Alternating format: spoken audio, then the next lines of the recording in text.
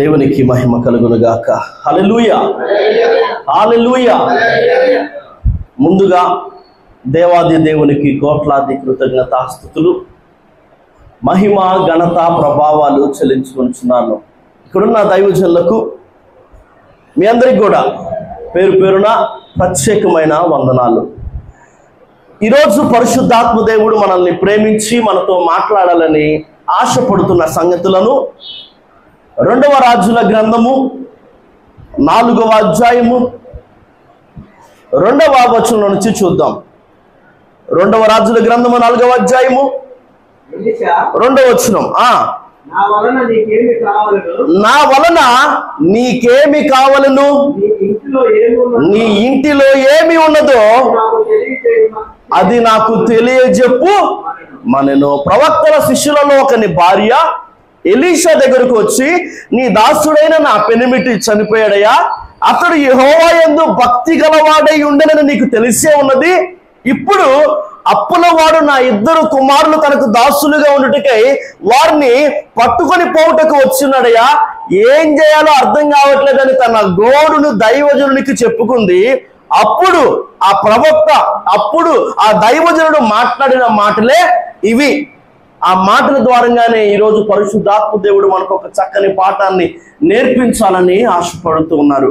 ఆ మాటలు ఏందయ్యా అంటే, నా వలన నీకేమి కావలను, నీ ఇంటిలో ఏమి ఉన్నదో అది నాకు తెలియచెప్పుము. ఈరోజు ఈ వర్తమానానికి టైటిల్, ఈరోజు మన వాక్యాంశం ఏంటో తెలుసా? నా వలన నీకేమి కావలను. నా మాట అర్థమవుతుందా? ఈరోజు మన టైటిల్ ఏంటి? దేవాది దేవుడే ఆ ప్రశ్నను మనల్ని అడుగుతున్నాడు. నా వల్ల నీకేం కావాలి, నా నుంచి నీకేం కావాలని. నా మాట అర్థమవుతుందా? అయితే అయ్యా, ఉద్యోగ విషయమో, వ్యాపార విషయమో, లేదంటే అది పని విషయమో, కుటుంబం సంబంధించిందో, లేదా ఆరోగ్యానికి సంబంధించిందో, అది ఆర్థిక పరమైందో, ఏదో ఒకటి అడుగుతున్నావు. నా మాట అర్థమవుతుందా? అది ఆశీర్వాదమా, అది శాపమా అన్నది దేన్ని బట్టి, దేవుని వలన నీకు కలిగేదేంటి, లేదా నీకు ఏం కలుగుతుంది అన్నది దేని మీద ఆధారపడి ఉంటుంది తెలుసా? నా వలన నీకేమి కావాలను అన్న మాట తర్వాత ఏముంది? నీ ఇంటిలో ఏముందో నాకు తెలియజెప్పుము. దేవుడి నుంచి నీకేం కలగాలి అని నువ్వు ఆశపడుతున్నావు, అది ఆశీర్వాదమా, అది శాపమా? అయితే తొలుత నీ ఇంట్లో ఏముందో తెలియజెప్పు, నీ ఇంట్లో ఏముందో చూపించు. నా మాట మీకు అర్థమవుతుందా? లేఖనాల్లో నుంచి కొందరి భక్తుల, కొందరి వ్యక్తుల జీవితాలను ఒకసారి మనం పరిశీలించి చూద్దాం. ఎందుకంటే దేవుని వలన వారికి కలిగిందేంటి, అవి వారి జీవితాల్లో కలగడానికి, వారికి అనుగ్రహించబడడానికి, వారి ఇళ్లల్లో, వారి జీవితాల్లో వారు కలిగి ఉన్నదేంటి, వారు కనబరిచిందేంటి అన్న సంగతిని ఈరోజు మనం తెలుసుకుందాం. నా మాట మీకు అర్థమైందా? ఈరోజు మన వాక్యాంశం ఏంటి? నా వలన నీకేమి కావలను. చూద్దాం. మొదట మనకు కనిపించే ఒక గృహము, మొదట మనకు కనిపించే ఒక ఇల్లు. ఆదికాండము 24వ అధ్యాయము 1వ వచనం. అబ్రహాము బహుకాలము గడిచిన విధుడై ఉండెను, అన్ని విషయములలోనూ యెహోవా అబ్రహామును ఆశీర్వదించెను. మొదట మనకు కనిపిస్తున్న ఇల్లు ఎవరిదయ్యా అంటే అబ్రహాము ఇల్లు. చెప్పండి ఒకసారి, అబ్రహాము ఇల్లు అని చెప్పండి. అబ్రహాము ఇల్లు. ఈ ఇంట్లో ఏముందో చూద్దాం. అంతకంటే ముందుగా అబ్రహాముకి ఏం కలిగిందో తెలుసుకుందాం. అబ్రహాముకు దేవుని వలన కలిగిందంటే, నా వల్ల నీకేం కావాలి? దేవుని వలన అబ్రహాముకు ఏం కలిగిందో తెలుసా? దేవుని వలన అబ్రహాముకు రమారమి 100 ఏళ్ల వయసు గతించిన తరువాత కూడా, సారా గర్భము ఉడికిపోయిన తరువాత కూడా, మృతతుల్యుడైన ఆ ఒకరి నుంచి లెక్కకు మించిన సంతానము కలిగింది. జనములకు తల్లిగా, జనములకు తండ్రిగా వారు మార్చబడ్డారు. దేవుని వలన వారికి కలిగింది అది. దేవుని వలన వారికి కలిగింది ఏంటంటే అంటే, దేవాది దేవుడే దిగి వచ్చి మమ్రే దగ్గరున్న సింధూర మనవులో ఎండవేళ గుడారపు ద్వారముందు అబ్రహాము కూర్చున్న సమయంలో దేవాది దేవుడే భూమి మీదకు దిగి వచ్చి అతని గృహాన్ని, అతని ఇంటిని, అతనిని దర్శించి అతని ఆతిథ్యాన్ని స్వీకరించినట్లుగా మనం చూస్తున్నాం. ఆయన దర్శన భాగ్యం కలిగింది అబ్రహాముకు. నా మాట మీకు అర్థమవుతుందా? అబ్రహాముకి ఏం కలిగింది అంటే, అబ్రహాము ప్రార్థనలకు జవాబు దొరికింది.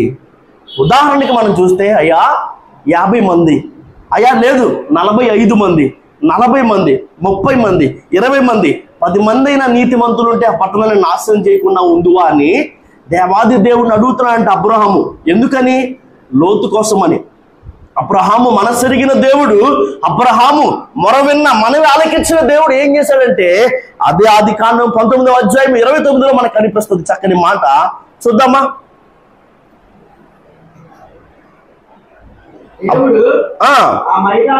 దేవుడు ఆ మైదానపు పట్టణములను పాడు చేసినప్పుడు దేవుడు అబ్రహామును జ్ఞాపకం చేసుకొని ఆ నాశనము మధ్య లోతు నశించకుండా అతన్ని తప్పించను. అబ్రహాం ఎందుకని మాటి మాటికి దేవుని అడిగాడు 50 నుంచి 10 వరకు, అయ్యా ఈ ఒక్కసారి నా మాటను, అయ్యా ఈ ఒక్కసారి నా ప్రార్థన ఆలకించని ఎందుకు అబ్రహాము దేవుణ్ణి బ్రతిమలాడు? అబ్రహాము దేవునికి అసలు ఏమని మనవి చేసుకున్నాడంటే గనక, అయ్యా కొంతమందైన నీతివంతులు ఉంటే అందులో ఉన్న లోతును నువ్వు కాపాడతావా అని అడిగే ప్రయత్నం, లోతును కాపాడయ్యా అని అడిగే ఒక ప్రయత్నం అబ్రహాం చేస్తుంటే దేవుడు అబ్రహాము మనసు నెరిగి, దేవుడు అబ్రహాము ప్రార్థన ఆలకించి నశించపోకున్నట్లుగా ఆ మైదాన పట్టణములను, సొదొమ గొమొర్రాలను దేవుడు ఉగ్రత గురిపించి నాశనం చేస్తున్న ఆ తరుణములో అబ్రహాముని జ్ఞాపకం చేసుకుని లోతును ఏం చేశాడంట? దేవుడు తప్పించాడు. అబ్రహాం ప్రార్థన ఆయన ఆలకించాడు. అబ్రహాము ప్రార్థనకు జవాబు వస్తుందంట. చూద్దాం ఒకసారి. అదే ఆదికాండం 20వ అధ్యాయం 7వ వచనంలో కూడా ఉంది. 20వ అధ్యాయం 7వ వచనం. అతడు ప్రవక్త, అతడు నీ కొరకు ప్రార్థన చేయును. నీవు ఒక రాజుతో దేవాదేవుడు మాట్లాడుతున్న మాట ఏందయ్యా అంటే కనుక నువ్వు అతన్ని పిలిపించాలి, అతను నీ కోసం ప్రార్థన చేయాలి. ఎందుకంటే అతను ఒక ప్రవక్త. నేను అతని ప్రార్థనలు ఏం చేస్తాను? ఆలకిస్తాను, అంగీకరిస్తాను, జవాబిస్తాను. నువ్వు కానీ నీ ఇంటి వారు బ్రతకాలంటే నీ కోసం అబ్రహాం వచ్చి ప్రార్థన చేయాల్సిందే. అబ్రహాం చేసే ప్రతి ప్రార్థన దేవుడు ఆలకిస్తున్నాడు, వింటున్నాడు. అబ్రహాము ప్రార్థనలకు జవాబు దొరుకుతుంది. అది ఆదికాండం 21వ అధ్యాయము 6వ వచనంలో కూడా ఈ సంగతులని మనం ఎందుకు చూస్తున్నామంటే దేవుని వలన అబ్రహాముకు కలిగింది ఏంటి? దేవుని వలన అబ్రహాముకు సంతానం కలిగింది. దేవుని వలన అబ్రహాముకు అతని దేవదేవుని దర్శన భాగ్యం కలిగింది. దేవుని వలన అబ్రహాముకు ప్రార్థనలకు జవాబు దొరికింది.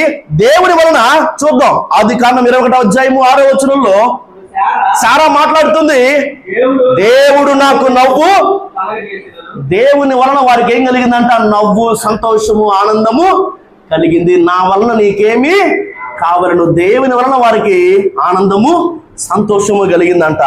ఇక్కడ మనం ఇంకా చూస్తూ వెళితే కనుక అబ్రహాము జీవితంలో గెరార్ రాజు అయిన అబీమెలెకు, సేనాధిపతి అయిన ఫికోలు అబ్రహామును ఎత్తుక్కుంటూ అతని దగ్గరికి వచ్చి, నన్నైనా నా పుత్ర పౌత్రాదులనైనా ఏం చేయకుండా మాకు మేలే ఉపకారమే చేస్తావని దేవుని పేరట మాకు ప్రమాణం చేయ, దేవుని పేరట నాకు ప్రమాణం చేయి, నన్నేం చేయొద్దు అని ఒక రాజే అబ్రహామును బ్రతిమాలగలిగేంత రేంజ్ అబ్రహాముకు కలిగింది.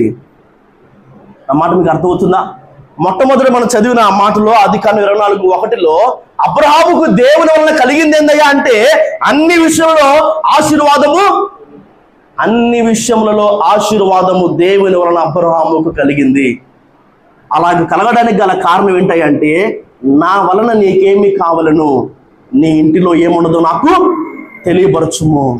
అబ్రహాముకు అన్ని విషయంలో ఆశీర్వాదం కలగడానికి గల కారణం ఏందయ్యా అంటే అబ్రహాము ఇంట్లో ఏముంది చూద్దాం.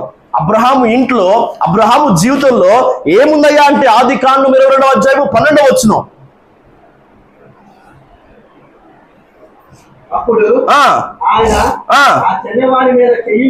నీకు ఒక్కడైన నీ కుమారుని నాకీయ వెనుదీయలేదు కనుక నీవు దేవునికి భయపడువాడు అని ఇందువలన నాకు కనబడుచున్నదనను. నా వల్ల నీకేం కావాలి? ఆశీర్వాదమా, శాపమా? అయితే నీ ఇంట్లో ఏముందో నాకు కనబడచ్చు. దేవాది దేవునికి అబ్రహాము ఇంట్లో ఏం కనపడుతుందంట? ఇందువలన నీవు నన్ను గురించి భయపడేవాడు అని నాకు తెలుస్తుంది, కనబడుతుంది. అబ్రహాముకు దేవుడు అంటే ఏముంది? భయం ఉంది.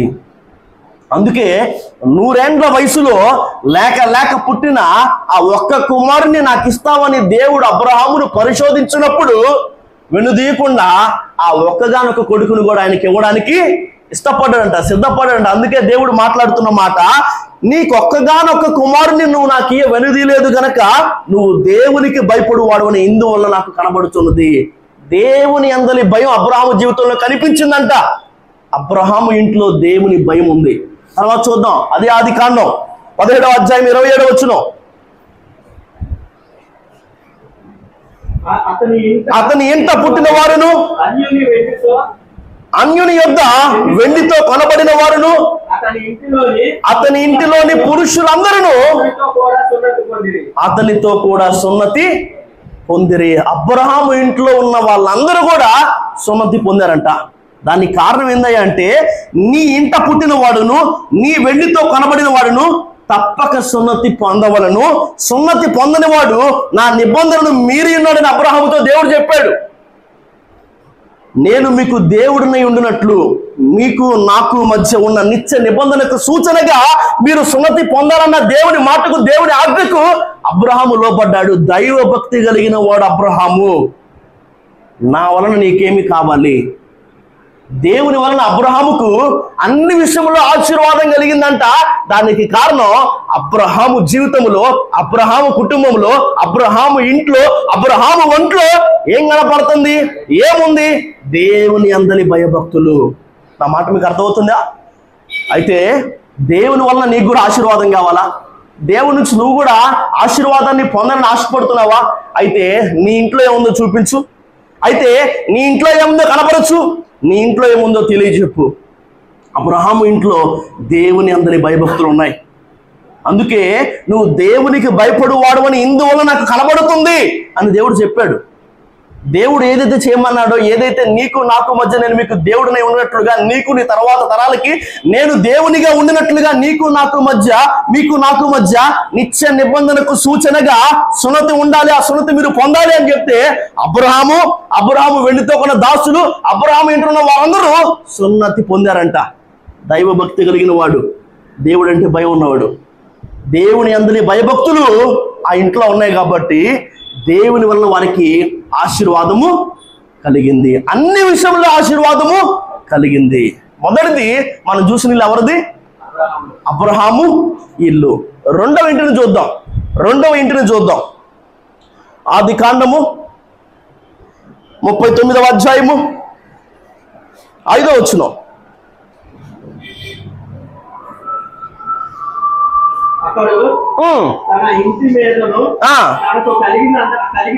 అతడు తన ఇంటి మీదను తనకు కలిగినదంతటి మీదను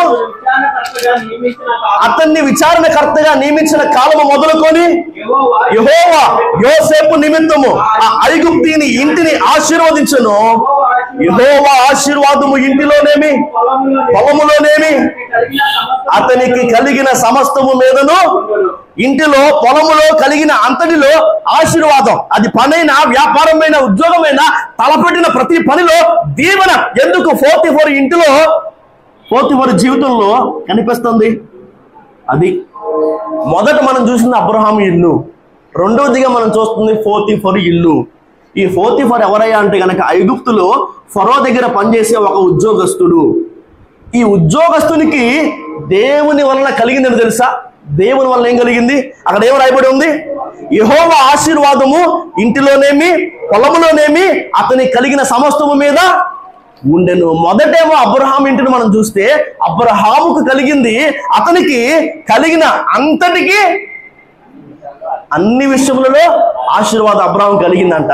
ఇక్కడ పోతిఫరు ఇంట్లో అతనికి కలిగిన సమస్తము మీద ఆశీర్వాదము ఉందంట. ప్రతి పనిలో, అది ఉద్యోగమైనా, అది వ్యాపారమైనా, అది పనైనా, తలపెట్టింది ఏదైనా, చేత్తో పట్టుకుంది ఏదైనా, పట్టిందల్లా బంగారం అయిపోతుంది.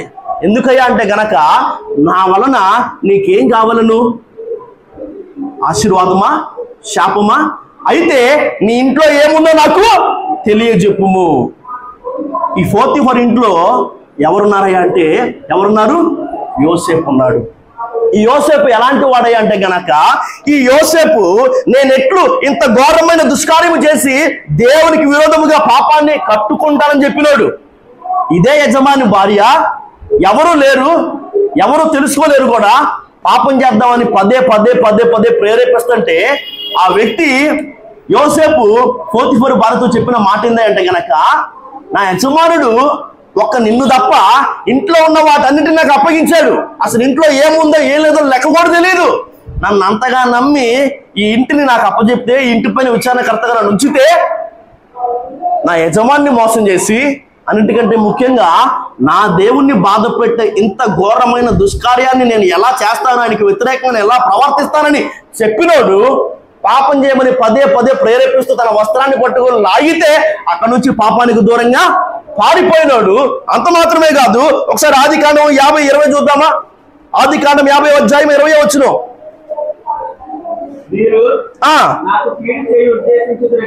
మీరు నాకు కీడు చేయాలని ఉద్దేశించారు కానీ నేటి దినమున జరుగుతున్నట్లుగా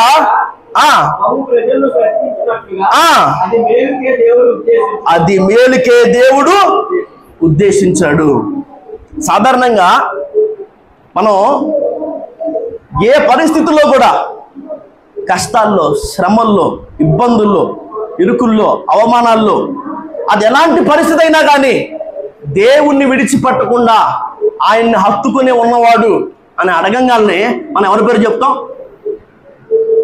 నేనెల్లప్పుడూ యెహోవాను సన్నుతించెదన్, నిత్యము ఆయన కీర్తి నా నోట నుండు, అంతా నా మేలుకే. గుర్తురాట్లేదా కదా? ఖచ్చితంగా ఎలాంటి పరిస్థితుల్లో కూడా దేవుణ్ణి విడిచిపెట్టకుండా నిలబడి ఉన్నవాడు ఎవరై అంటే కనుక అందరూ కూడా యోబు వైపే మన ఏలెత్తి చూపిస్తాం. కానీ ఇక్కడ యోసేపుని గురించి కూడా ఒకసారి మనం చూసినట్లయితే గనక, గుంటలో పడేశారు యోసేపును, అన్నలే వస్త్రాలు చింపేసి అవమానించారు, చంపాలని చూశారు, బానిసగా అమ్మేశారు. అక్కడికి వస్తే అర్థం కాని పరిస్థితి. చిన్నోడే, పిల్లోడే, తల్లి దూరం అయిపోయింది, తండ్రి దూరం అయిపోయాడు, సొంత దేశం కాదు, ఎక్కడికి వచ్చాడు అర్థం కావట్లేదు. ఎవరో కొనుక్కున్నారు, వేరే ఒకరి ఇంట్లోకి వచ్చాడు. ఆ ఇంట్లో కూడా ఆ పోతిఫరు అతన్ని నమ్మి ఆ పనంతటిని అప్పగిస్తే, సరే ఏదో ఒక దేశానికి వచ్చేసాం కదా, తండ్రి చూడ్డు, తల్లికి ఎవరు కంప్లైంట్ ఎవరు?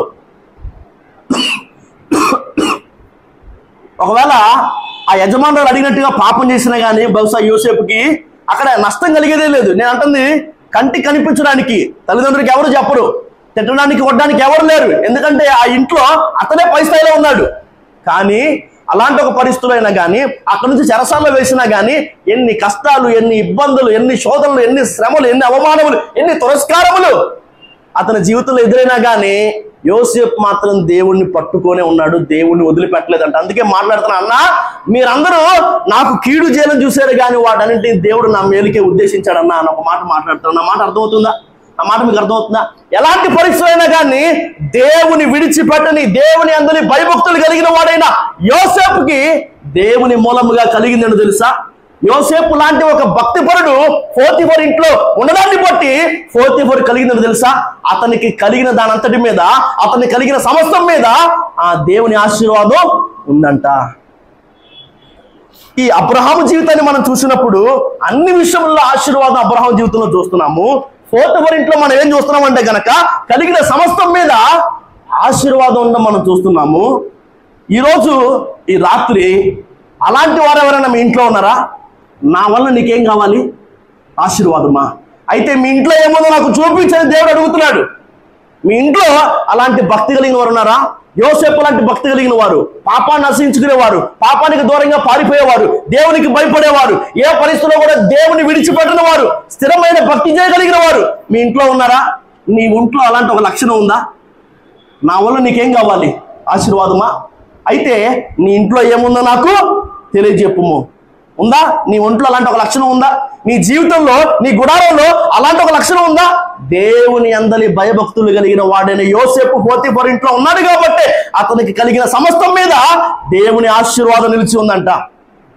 మొదటిది మనం చూసింది అబ్రహాం ఇల్లు, రెండోది మనం చూస్తుంది పోతిఫరు ఇల్లు. మూడవ ఇంట్లోనికి వెళ్ళిపోయే ముందు మనము యోబుడి గురించి ప్రస్తావించుకున్నాం కాబట్టి ఖచ్చితంగా యోబుకి ఏం కలిగిందో కూడా మనం ధ్యానించాలి.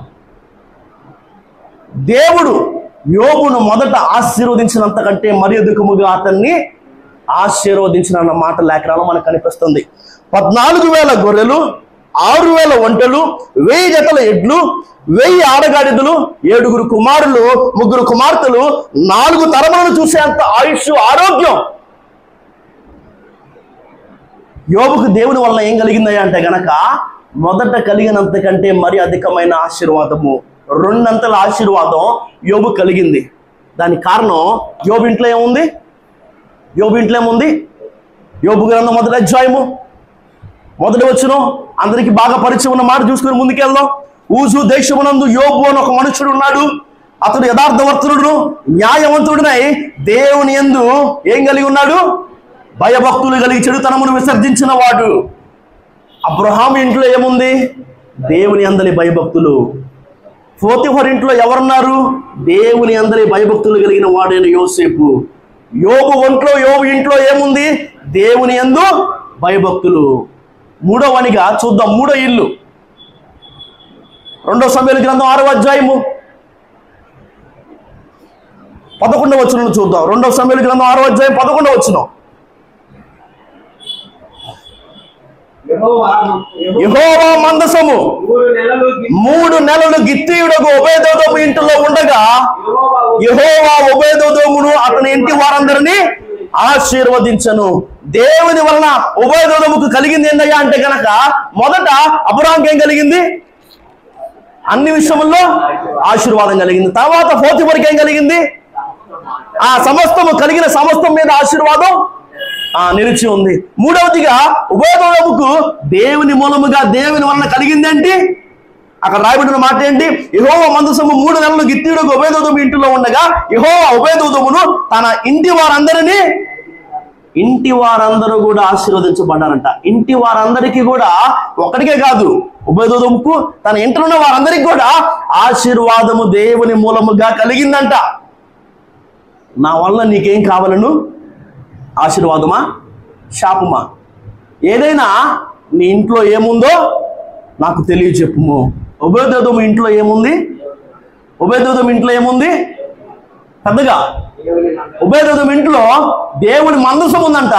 ఎన్ని రోజులు ఉన్నాయంటే 3 నెలలు దేవుని మందసము ఒబేదెదోము ఇంట్లో ఉండడాన్ని బట్టి ఏం కలిగిందంటే ఒబేదెదోముకు అతని ఇంటి వారందరికీ రక్షణ కలిగింది. అయితే 1వ సమూయేలు గ్రంథం, ఇప్పుడు 2వ సమూయేలు గ్రంథం 6 చూశారు కదా, 1వ సమూయేలు గ్రంథం 6 చూద్దాం.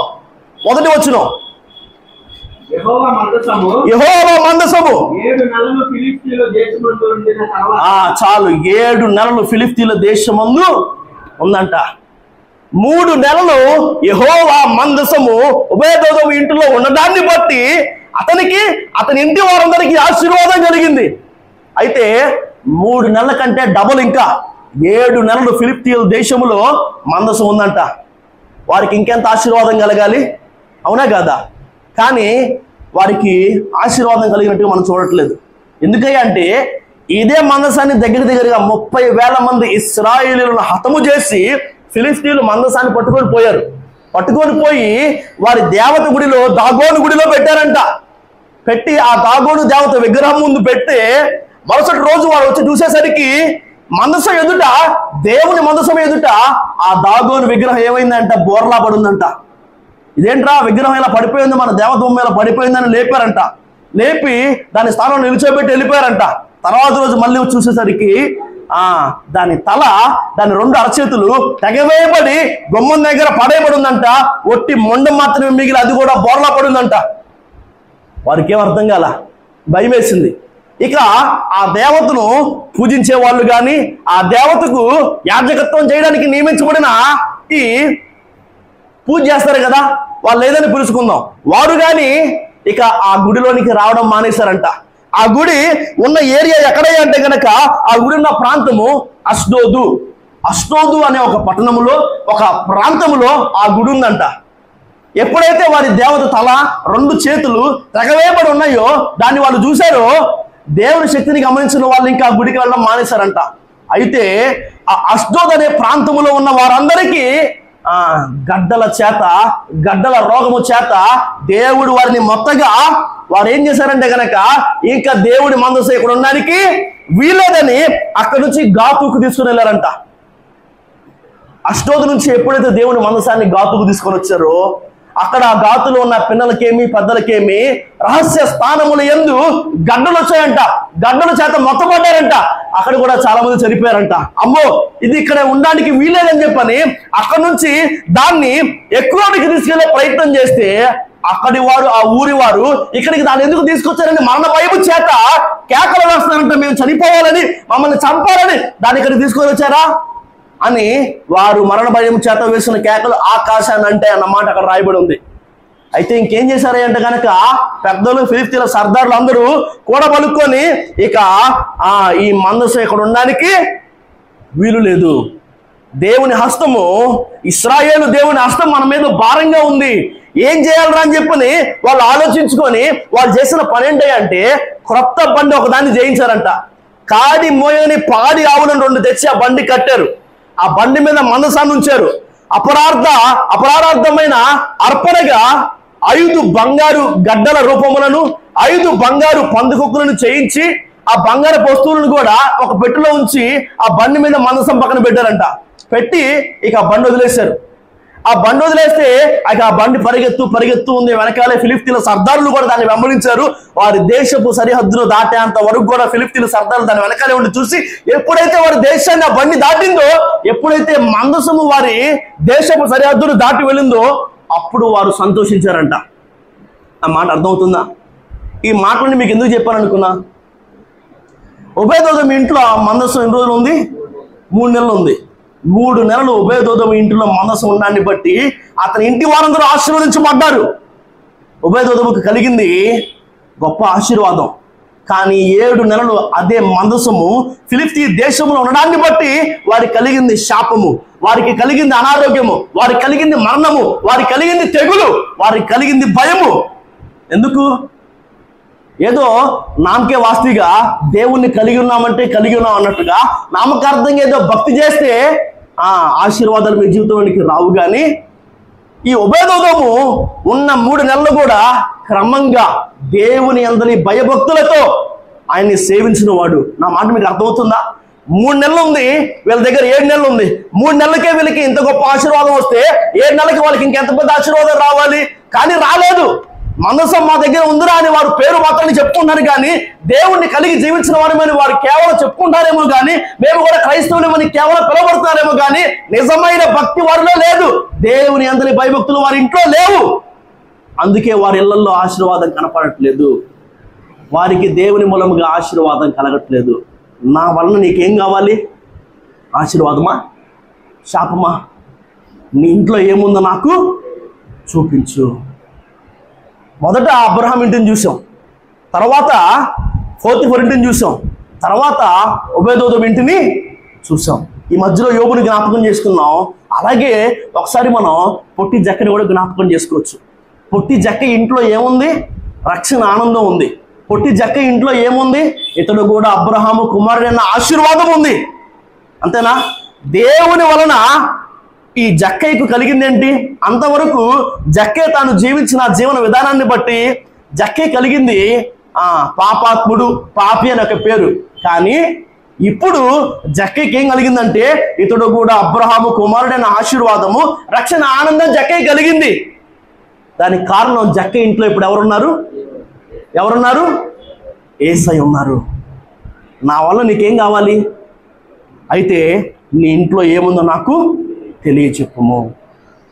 భక్తులందరి జీవితాల్లో, భక్తులందరి ఇళ్లలో, భక్తులందరూ బ్రతుకులను మనం ఎంతవరకు చూసాం కదా. ఎవరెవరి జీవితాల్లో అయితే దేవుని యందు భయభక్తులు ఉన్నాయో వారందరికీ దేవుని మూలముగా కలిగింది ఆశీర్వాదము. వారికి కలిగిన సమస్తము, వారికి కలిగిన ఇంటి వారందరికీ అన్ని విషయంలో కూడా అత్యధికమైన మొదట ఆశీర్వదించబడినంత కంటే మరధికమైన ఆశీర్వాదాలు వారికి కలిగాయి. ఎందుకు? వారిలో ఏముంది? దేవుని యందలి భయభక్తులు. అయితే కొందరి వ్యక్తుల ఇళ్లలో లేదా కొందరి వ్యక్తుల బ్రతుకుల్లో, కొందరు వ్యక్తుల ఒంట్లో ఉండకూడని ఉండాన్ని బట్టి, దేవుని యందలి భయభక్తులు లేకపోవడాన్ని బట్టి నష్టపోయిన వారు మనకు చాలా మంది కనిపిస్తారు. నా వల్ల నీకేమి కావాలనే వర్తమానములో దేవుని వల్ల నీకు ఆశీర్వాదం కావాలంటే నీ ఇంట్లో దేవుని యందు భయభక్తులు ఉండాలి. దేవుని యందలి భయభక్తులు కలిగి ఉన్నందుకు గానే సారేపతి విధవరాలైనా, సునేమిరాలు గొండ్రాలుగా పిలువబడిన స్త్రీ అయినా, మార్తా మరియలైనా, యాయూరైనా, ఇంకెవరైనా కానీ దీవించబడ్డారు, ఆశీర్వదించబడ్డారు. దేవుని మూలంగా వారికి ఆశీర్వాదం కలిగింది. అదే బైబిల్లో, అదే లేఖనాల్లో దేవుని యందలి భయభక్తులు లేకపోవడాన్ని బట్టి నా వలన నీకేం కావాలను? శాపము. శాపం కలిగిన వారు కూడా ఉన్నారు. మనం పదే పదే ధ్యానిస్తూ ఉంటాం కదా. ఎవరు? ఆకాను. దేవుని మూలంగా ఆకానికి ఏం కలిగిందంట? శాపం. ఆకోరు లోయలో రాళ్లతో కొట్టి చంపేశారు, అగ్నితో కాల్చేశారు. ఈ శాపం కలగడానికి గల కారణం అతని ఇంట్లో ఏముంది? శపితమైన దాన్ని దాచిపెట్టుకొని ఉన్నాడంట. గెహజీకి కలిగిందేంటి? కుష్టు, శాపం. దానికి కారణం ఏందయ్యా అంటే గెహజీ ఇంట్లో ఏముందంట? దాచిపెట్టబడిన సొమ్ము. ఎవరు చూడట్లేదులే, ఎవరికి తెలియదులే అనుకొని అబద్ధం చెప్పి తెచ్చుకొని దాచిపెట్టుకున్న సొమ్ము ఇంట్లో ఉందంట. అందుకు అతని ఇంట్లో అది ఉన్నందుకు గాను గెహజీకి ఏం కలిగింది? శాపం కలిగింది. ఇలా మనం లేఖనాలు చూస్తూ వెళితే ఒకసారి దినవృత్తాంతములు, 2వ దినవృత్తాంతములు 26వ అధ్యాయము 21 చూద్దాం. నా మాటలు ముగించే ప్రయత్నం చేస్తున్నాను. దినవృత్తాంతములు 26, 21.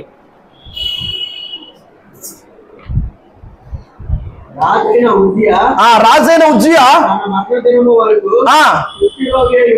కుష్ఠరోగితో ఉన్నాడంట.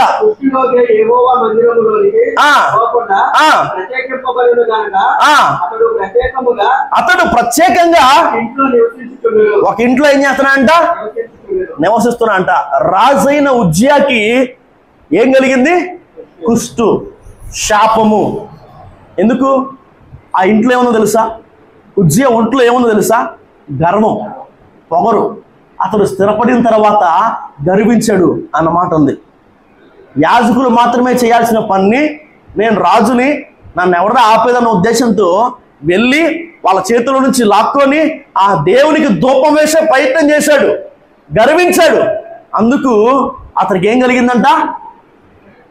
కుష్టు వ్యాధి కలిగింది, శాపము కలిగింది. నా వల్ల నీకేం కావాలి? ఏం కలిగింది? ఈ రాజైన ఉజ్జియాకి శాపము కలిగింది. ఎందుకంటే దేవుని యందలి భయభక్తులు కలిగిన వాడైతే కనుక అలా ప్రవర్తించేవాడు కాదు. దేవుని యందలి భయభక్తులు లేవు కాబట్టి ఆకానైనా కానీ, గెహజీ అయినా కానీ, ఉజ్జియా అయినా కానీ, మరి ఇంకా ఎవరైనా కానీ ఇలాంటి పలు రకాల పనులు చేయడం మనం చూస్తున్నాము. ఒకసారి ఆఖరిగా ఈ వ్యక్తిని కూడా చూద్దాం. నిర్గమకాండ 8:24. నిర్గమకాండ 8వ అధ్యాయం 24 వచనం.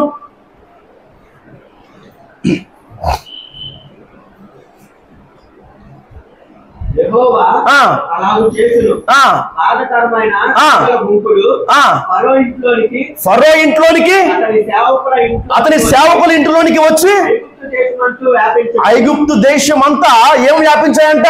బాధాకరమైన ఈగల గుంపు, తెగులు, శాపం వారికి కలిగిందంట. ఫరోకి కానీ, అతని సేవకులకు కానీ, ఐగుప్తులో ఉన్న వారికి కానీ.